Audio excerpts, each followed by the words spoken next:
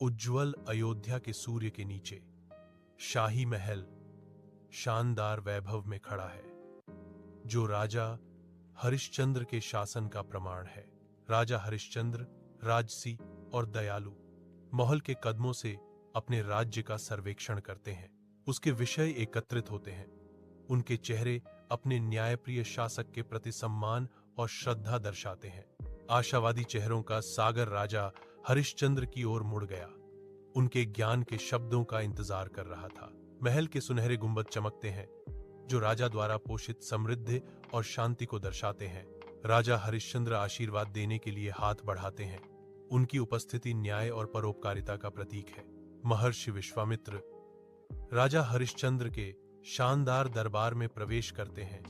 जैसे ही सूर्य का प्रकाश दृश्य को दिव्य चमक से नहलाता है, भव्य हॉल में दरबारी इकट्ठे होते हैं। उनकी फुसफुसाहटें प्रत्याशा में शांत हो जाती हैं। अलंकृत वस्त्र चमकते हैं। विश्वामित्र की गूंजती हुई आवाज हवा में गूंजती है।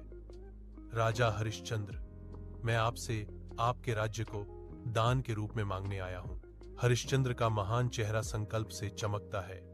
बिना किसी हिचकिचाहट के, मैं आपको अपना राज्य देता हूं। महर्षि दरबारी हांफते हैं।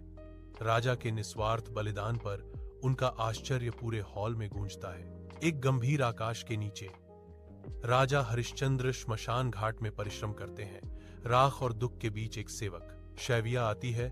उसके चेहरे पर दुख छाया हुआ है।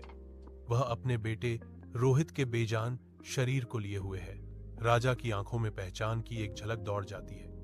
पिता का दर्द कर्तव्य के कठोर मुखौटे से ढका हुआ है। प्यार और कर्तव्य के बीच फंसा वह अंतिम संस्कार कर लगाने के लिए खुद को मजबूत करता है। पति और पत्नी मौत के बीच एक दूसरे का सामना करते हुए अपने कर्तव्य का भार महसूस करते हैं। शोक और कर्तव्य श्मशान घाट में आपस में जुड़ जाते हैं, जो दुखद भाग्य का एक स्पष्ट चित्र है। श्मशान घाट पर शैव्या खड़ी है, दुखी, निराशा के बीच उसकी भक्ति अटूट है।